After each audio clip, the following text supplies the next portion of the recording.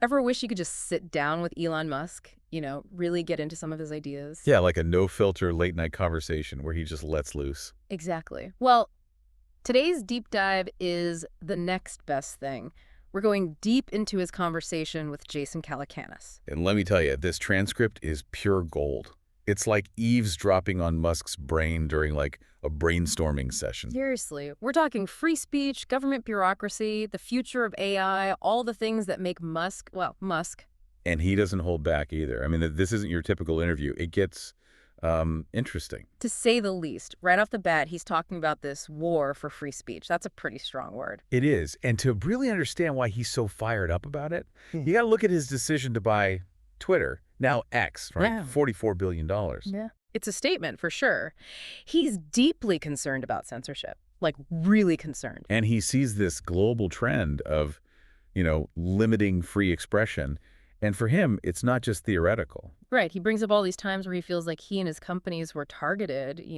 It's like he's fighting to protect this idea of open dialogue, not just for himself, but for everyone. He even compares the media to, and this is a direct quote, the guardian of authoritarianism. It's classic Musk. Totally. Makes you think, though. It's like, who watches the Watchmen? But it also shows you how much he believes in this idea of open dialogue. Even if it's messy, even if it's uncomfortable, he sees it as essential for progress. And speaking of messy, let's talk about Musk's views on government. Or maybe frustrations is a better word. He really lets loose on the whole regulatory process.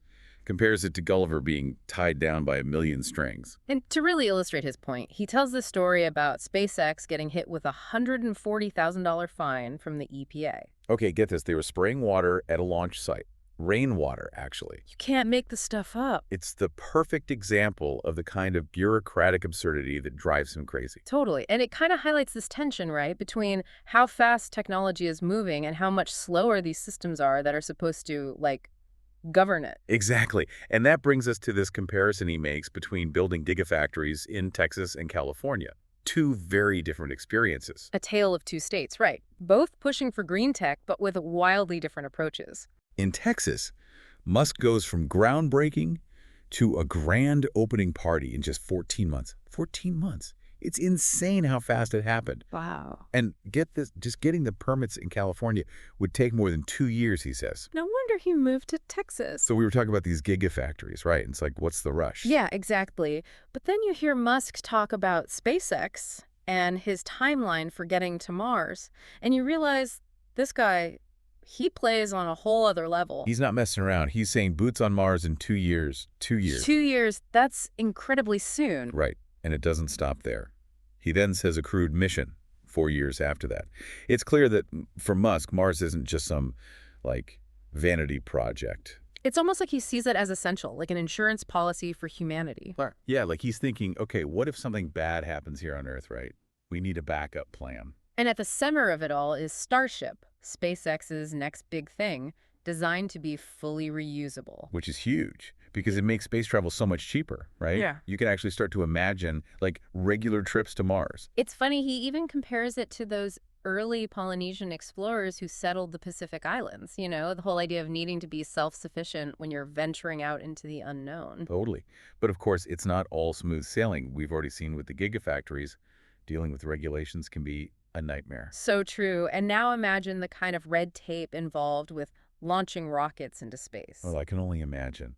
It's got to be like that scene in Zootopia with the sloth at the DMV. Just painfully slow. You're telling me.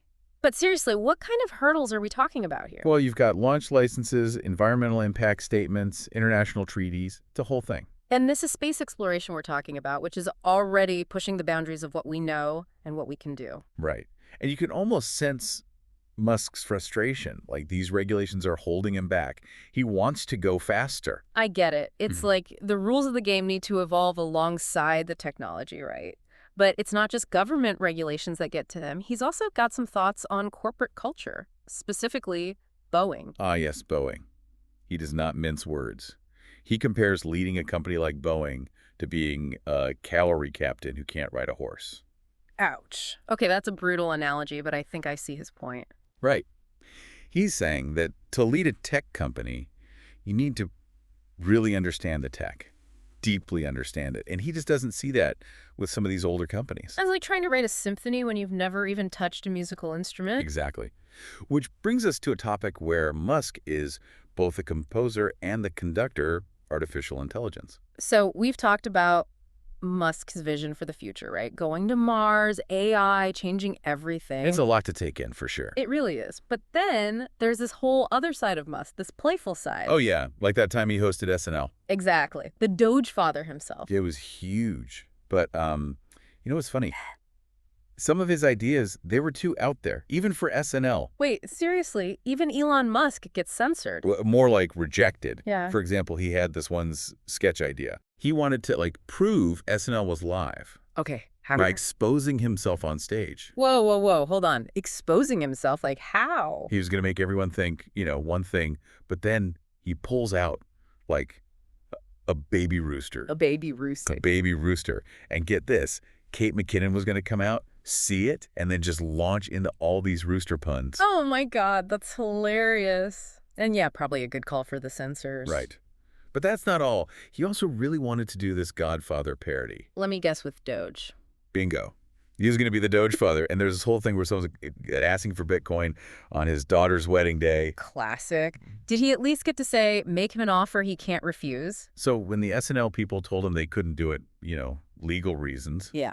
Musk says he just bought NBC. He's such a goofball.